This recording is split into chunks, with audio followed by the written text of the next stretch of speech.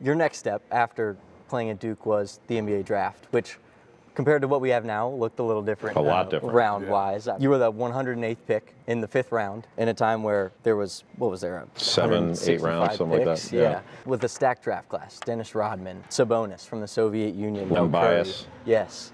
Brad Daugherty. Chuck Person. Chuck Person, Jeff Hornacek. Yeah. What did you learn most going through the draft process, being in that light with that high level of talent around you? I learned I wasn't good enough. I went to the NBA pre-draft camp, and the pre-draft camp was different back then. They were trying to see how much you could take. Now they measure you, do all this stuff, and you play. We played too, but it was brutal.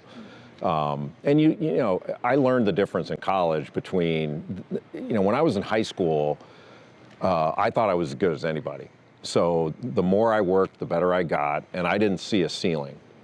And then I got to college and I played against Michael Jordan and Ralph Sampson and Len Bias, and you're going, okay, like I'm never going to be able to do what these guys can do. So I had to learn that I'm not as good as these guys, but I can still win. I can still do things that put us in a position to win. And that was eye-opening, but and helpful to realize that. But you saw, like, if I were playing now, if the draft back then were like it is now, I would have had a better shot of sticking in the NBA because I would have been able to choose what team I went to. You get drafted in the 5th round. I was going to the Dallas Mavericks. So I had no choice. Yeah. And that Dallas was the Pacific Division champions at the time, and they had 13 guaranteed contracts. So every contract was taken. I had no chance. None of us had any real chance to make the team. Yeah. And so I left training camp to go and play overseas in Italy. So I played professionally 3 years in Europe, and that was my level. And so for me, it was really interesting. Like I was a star in high school and kind of a celebrated player, and I was a role player in college. And that was an adjustment. And some people hear role player and they think limited. And what it really means is this is the role you're asked to play for your team to win. Yeah.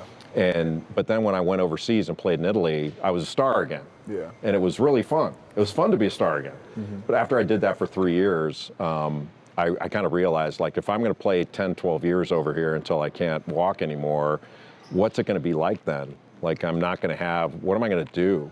And I didn't think my undergraduate degree was going to be enough. Being away from the U.S. for that amount of time wasn't something I was really interested in. So I took a coaching job at Duke and went to law school at the same time and just decided that that's the path I want to take next. And in today's game, that's a pretty unpopular path. I feel like there's a lot of different options you can take, G League, overseas, even just a year off to train for a thing like the draft. What was it about coming back to Duke specifically and being an assistant while also doing school? I mean, the path was similar back then, though. They had something called the CBA. They called it the Continental Basketball Association. It wasn't as good as the G League. There was no money. It was no real money. Like, to make real money, you had to go overseas outside the NBA. You can make really good money doing that. So that was sort of the path I was on. But it really came down to what do I want to do the rest of my life? Like, I really wanted to keep playing. But I saw the opportunity. Coach K was really kind to offer it to me. And I thought, you know what, this is too good to turn down. And the opportunity to go to law school, I didn't anticipate being a lawyer. I thought I'd go to law school and get the degree and get that education, and it would serve me really well. I didn't realize that law school, while it's a broadening experience in a lot of ways, it's a narrowing one too, that you get funneled out into big law firms if you're not careful, and I wasn't careful. So I went into a big law firm that I'm still with today. So it changed the path of my life, but it was changed in a good way. I thought basketball, and to an extent basketball has been my life, and it remains so, but I thought I would go right into coaching after I did that thing with Coach K. But when I got married, my wife has been my best friend since I first met her, and it wasn't a life she wanted.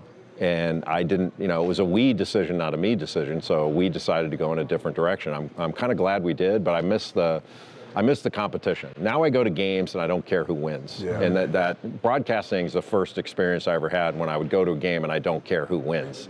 I always cared before, and now I haven't been to a game unless my son's high school or college games. I haven't been to a game in a million years now where I care who wins, Yeah. and it's a different feeling. The competitive nature of basketball is kind of gone now.